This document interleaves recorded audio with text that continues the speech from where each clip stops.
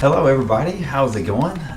Wanted to check in with you and talk to you about all of the small groups that are going on right now. And as you can see in the background, I got my boy back there on the couch, Bucky. So I want to help you on your journey as a leader. I've got something I want to draw out for you. Of course, you know I like to draw things, and one of the big things that we talk about quite often is the triangle. Ta-da! Y'all know what a triangle is. On the small group leader triangle, there are three huge important aspects. The first one at the top is up relationship. The one on the bottom right is inward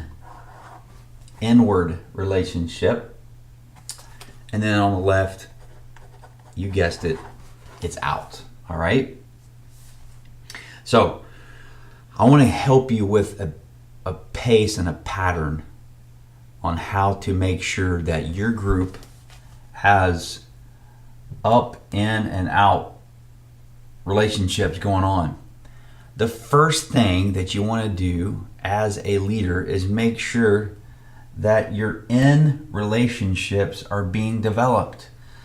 So that's why when we have a new group, a brand new group, we just talk to you about being social, connecting with people, hanging out with people, talking to people, creating environments that are easy for people to get to know one another. So the best way to build strength in your group to begin with is to really develop the inward relationships. These are relationships with people inside of your group, the human beings inside of your group. So that's meals, mealtime, hanging out, socials, parties, that kind of thing. And so most of you have been doing this already. The second thing, we go up this way. After you have a basis of inward relationships with each other, then we're going to start going up, and that's our relationship with God. So that is discipleship type discussions. If you're a classical group, you're talking about the sermon on Sunday. You're asking questions. You're going through the discussion guide. If you're a book-based group, you're reading a book together and talking about the book. But in those moments of discussion, whether you're talking about the sermon or you're talking about Beth Moore's book or whatever, you're looking for moments within the discussion to talk about what is God saying and what are we going to do about it. Up also includes prayer, worship, in the sessions together with people. So you're praying together, that's up. That's a big thing about up. Sometimes some of our groups actually sing together with recorded music, or somebody has a guitar or piano. And so there's a worship moment, that's an up time during your groups. This is important. So we start with building relationships with each other. Then, as time goes on, we really focus on making sure we're connecting to God as a group. And I want to encourage you, pray together. That's a great first thing to do.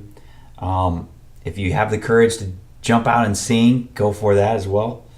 But the main thing is that you're there to help during discussion time point people back to Jesus, the truth about God, instead of people believing a lie about God. So we want to help you with people in their Kairos moments. That's discipleship right there. Then we don't want to forget about the third part of the triangle, which is out.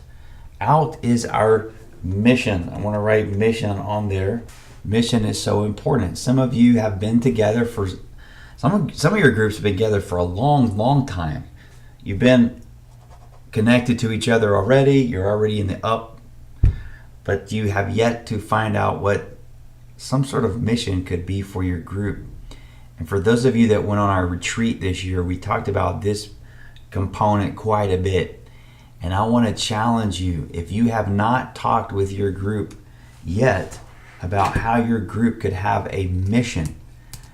And when I say mission, I'm not talking about every week or every meeting or every day or whatever.